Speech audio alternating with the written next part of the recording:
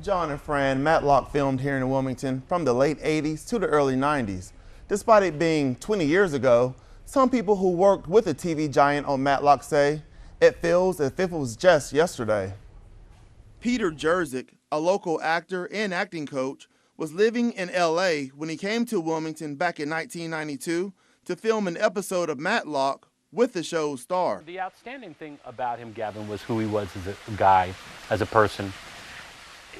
A star dictates what the set is like, and his set was so relaxed, and because he was so easygoing. He tells us, between takes, the two found time to share laughs. He told me Thalian was haunted, and that he could get me an okay to sleep in there if I wanted to and sleep over.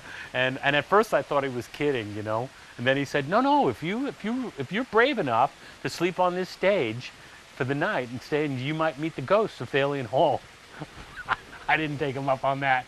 Sabra Bradshaw, who owns Silver Shear in Wilmington, was lucky to cut the actor's hair for 3 years on the set of Matlock. In her salon, she has pictures of the two together, and she proudly shows off the combs and brushes she used on Griffith's hair, which are now framed.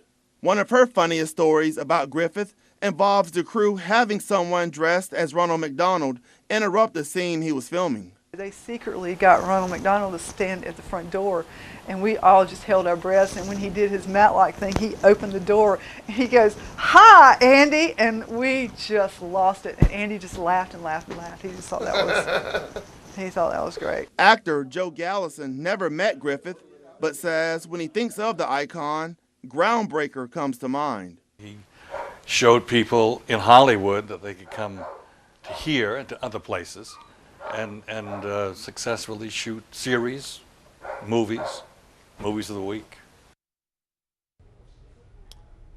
Now, many people in the acting community we talked with about Griffith tells us he was also a groundbreaker by portraying Southerners on television in a dignified and classy way.